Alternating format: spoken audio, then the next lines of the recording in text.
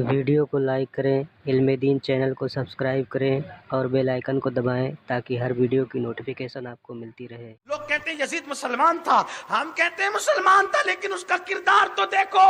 اس بدبخت نے کہا تھا کہ بدر میں میرے باپ داداؤں کو جو قتل کیا گیا میں نے اس کا بدلہ لے لیا ہے۔ میرے پیارے آقا علیہ السلام کے دیوانوں، ام المومنین اما جان عائشہ صدیقہ پر اس نے گالیاں بکی، اس بدبخت نے گالیاں بکی ام المومنین پر۔ وہ ام المومنین جس کے بستر پہ قرآن نازل ہوا، وہ ام المومنین جس کے بستر پہ قرآن نازل ہوا، وہ ام المومنین جس کے لیے سورہ نور کی آیتیں نازل ہوئی، وہ ام المومنین جس سے نکاح کرنے کا حکم اللہ تبارک و تعالیٰ نے اپنے محبوب کو دیا، وہ ام المومنین 1/3 دین جس کی برکت سے ہمارے پاس پہنچا، اس ام المومنین کو اس نے بدبخت نے گالیاں بکی۔ اس لیے میری گزارش ہے کربلا والوں سے محبت کرنے والوں، صرف شربت تک نہیں، صرف شربت تک نہیں، صرف کھچڑے تک نہیں، صرف فاتحہ تک نہیں، فاتحہ بھی ہو، شربت بھی تقسیم ہو، نیاز و نذر بھی ہو، لیکن امام علی مقام کی بارگاہ میں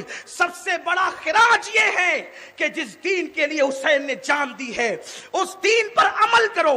آپ کہتے ہیں ہم ملک میں شریعت کا تحفظ دیں گے، کیا تحفظ دیں گے؟ آپ کے گھر میں جب شریعت محفوظ نہیں ہے تو آپ ملک میں شریعت کو کیا تحفظ دو گے؟ پہلے گھر میں شریعت محفوظ کرو۔ شراب کا بائیکاٹ ہو، داڑھی مڈانے کا بائیکاٹ ہو۔ اگر ایک باپ اپنے بیٹے کو کہہ دے کہ اگر تو داڑھی نہیں رکھے گا تو میرے گھر میں مت رہنا، بتاؤ وہ بیٹا کب جرات کرے گا داڑھی مڈانے کی؟ لیکن باپ خود کٹا کر کے پھینک رہا ہے، وہ بیٹے کو کب کہے گا؟ ایک باپ کہ نماز نہیں پڑھے گا تو میرے گھر میں مت رہنا، وہ بیٹا کب جرات کرے گا نماز چھوڑنے کی؟ لیکن ہم نے دکان کو جو اہمیت دی ہے وہ نماز کو اہمیت نہیں دی، ہم نے اسلام کو وہ اہمیت نہیں دی۔ گھر کی بیٹیاں بے پردہ گھوم رہی ہے، گھر کی خواتین بے پردہ گھوم رہی ہے۔ امام علی مقام کا ایک آخری جملہ سن لو، فیصلہ تمہیں کو کرنا ہے، تمہاری عدالت میں جج تمہیں ہو۔ کل پرسوں سے آج تک میں محبت اہل بیت کے بارے میں تم سے کہہ رہا ہوں کہ نبی اور آل نبی کی محبت عرش کے سائے میں لے جائے گی، جنت میں لے جائے گی۔ جنت کو میں ایسے جاؤ گے جیسے دلہن جاتی ہے۔ یہ سب سن رہے تھے، اب ذرا ایک جملہ بھی سن لو، خو گرے حمد سے تھوڑا سا گلا بھی سن لے۔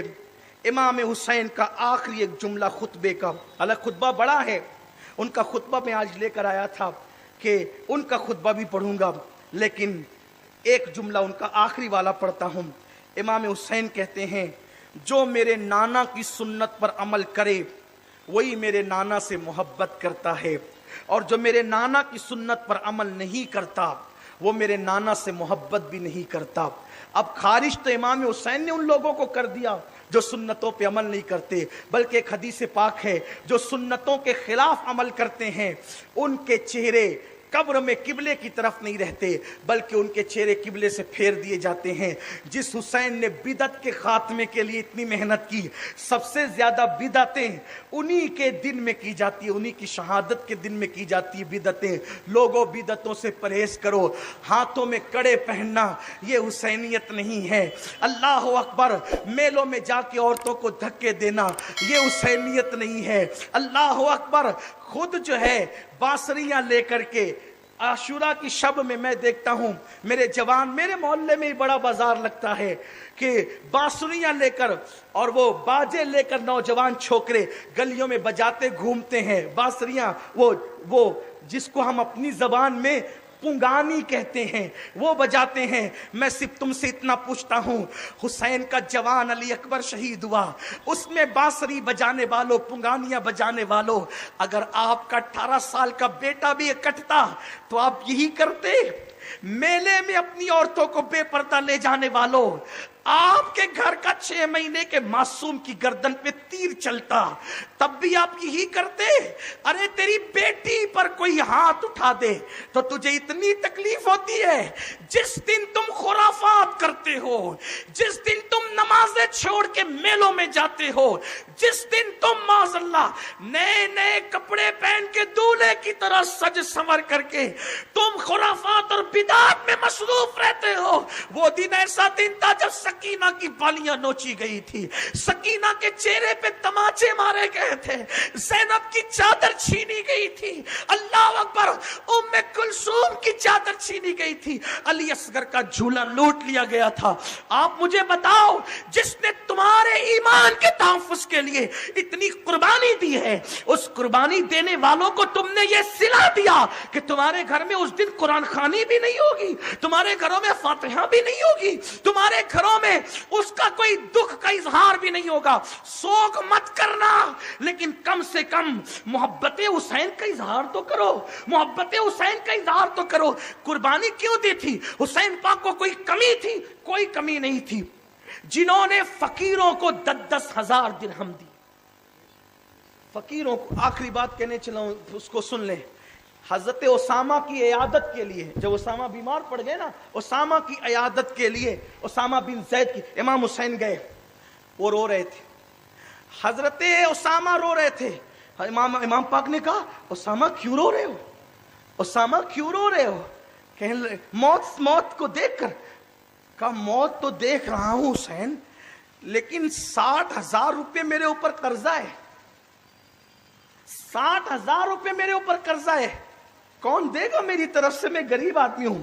मौला हुसैन ने कहा, फिक्र मत करो, मैं दूंगा। जो दूसरों के 60-60 हजार खुद अदा कर दे, उसको कोई कमी थी? कोई कमी नहीं थी। दौलत थी, माल था, बेटे थे, इज्जत थी, मदीने वाले इतना एहतराम करते थे, इतना एहतराम करते थे। एक मर्तबा मुल्क शाम में किसी ने किसी से पूछा कि मैं मदीने जाऊंगा तो कैसे पता चलेगा कि हुसैन यही है? मैं मदीने जाऊंगा, मैंने अभी तक हुसैन को देखा नहीं है, मदीने जाऊंगा तो पता कैसे चलेगा कि हुसैन यही है? बास मुसन्निफों ने हजरत अमीर मुआविया रज़ी अल्लाह तआला का नाम लिखा है कि उनसे किसी ने पूछा कि मैंने हुसैन को देखा नहीं है, मदीने जाऊंगा तो कैसे पहचानूंगा? तो उन्होंने बताया, सब अदब के साथ गर्दन झुकाकर जिसके सामने बैठे होंगे और पूरी मस्जिद में जो सबसे खूबसूरत और बावकार होगा, उसी को दुनिया हुसैन कहते हैं। आप गौर फरमाएं, आप गौर करें कि इमाम अली मकाम का इतना एहतराम था कि लोग सर झुकाकर मदीने मुनव्वरा में उनके सामने बैठते थे, कोई कमी नहीं थी। लेकिन ये चाहते थे कि भाई जो लुटाना है लुट जाए, मगर अल्लाह का दीन महफूज रहे।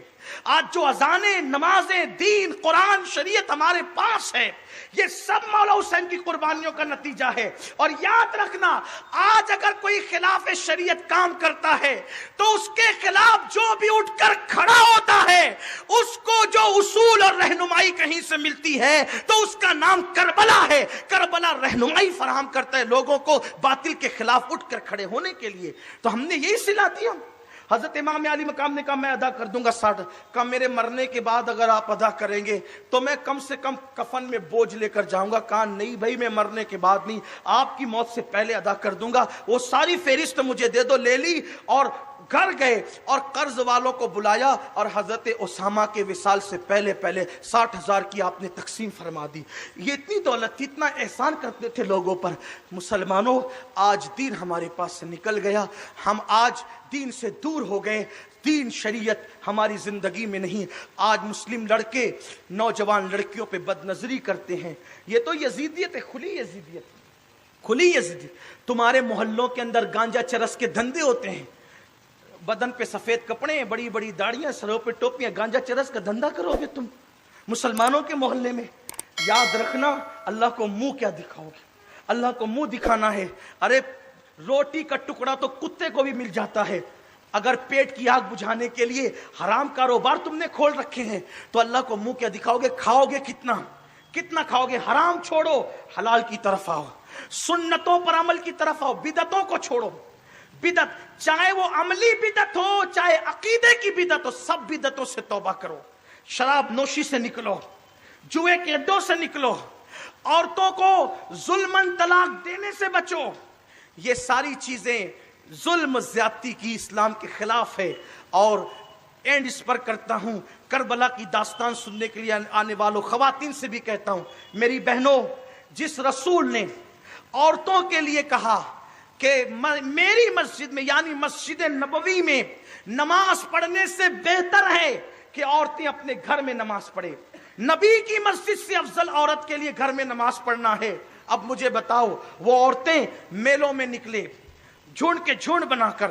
ہم دیکھ رہے ہیں مسلم عورتیں بغیر کسی مرد کے بغیر کسی محرم کے ہوٹلوں پر جنگلوں میں پہاڑیوں میں ادھر ادھر اکیلی نظر آ رہی ہمارے شہر کے باہر.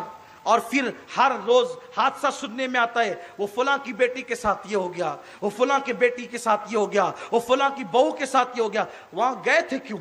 جس مذہب نے محرم کے بغیر حج کے لیے جانے کو منع کیا وہ مذہب محرم کے بغیر ہوٹل پہ جانے کی اجازت کیسے دے سکتا ہے؟ میں یہ نہیں کہتا عورت ہوٹل پر نہیں جا سکتی. اگر وہ پردے کی پابندی کے ساتھ سفر میں ہے, شوہر کے ساتھ ہے, مرد کے ساتھ ہے, پردے کی پابندی کے ساتھ, اگر وہ سفر کی مجبوری کی وجہ سے اگر ہوٹل میں کھانا کھانے بیٹھتی ہے اس کا عذر ہے, وہ بھوکی تھوڑی رہے گی.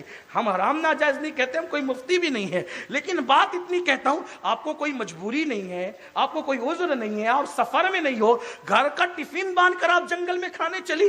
ارے جس کو مسجد نبوی میں نماز سے زیادہ ثواب گھر میں ملتا ہے کہ اس کو گھر میں نماز پڑھنا, وہ گھر کا کھانا ہو ہوٹل پہ لے جا کر کے کھا رہی ہے. کوئی منع کرنے کے لیے تیار نہیں ہے, کوئی بولنے کے لیے تیار نہیں, چوپاٹیاں بن رہی ہے, عزتوں پہ سوالیہ نشان اٹھ رہے ہیں. یہ سب صورتحال ہے. اگر حسین پاک سے محبت ہے پورا شہر اس بات پر جو ہے وہ کاوش کرے, کوشش کرے کہ ہم سب اپنے اپنے دائرے عمل میں, چاہے وہ عالم ہو, چاہے وہ ان پڑھ ہو, چاہے وہ تاجر ہو, چاہے وہ طالب علم ہو, کوئی ہو, ہر آدمی اپنے اپنے دائرے عمل میں شریعت مطہرہ کو تحفظ فراہم کرے. اس پورے مالیگاؤں کے اندر 10 لاکھ سے زیادہ مسلمان بستے ہیں. اگر اس میں ہم 5 لاکھ بھی مرد پکڑ لیں تو اگر سارے مسلمان داڑھی رکھ لیں تو انشاءاللہ مالیگاؤں میں 5 لاکھ داڑیاں لوگوں کو نظر آئے گی. جدھر نظر اٹھائیں گے ادھر داڑیاں ہی داڑیاں نظر آئے گی. ہر گھر کی یہ بچی برقع پہننے لگے, انشاءاللہ جدھر نظر اٹھے گی ادھر برقع. لیکن برقع اللہ کے لیے ہو, برقع اللہ کے لیے ہو, برقع پبلک کے لیے نہیں ہو کہ گھر کے کونے تک جالی رہے گی, کونے کے بعد جالی اٹھے گی اور بازار میں جا کے برقع بھی اتر جائے گا. یہ اسلام نہیں ہے.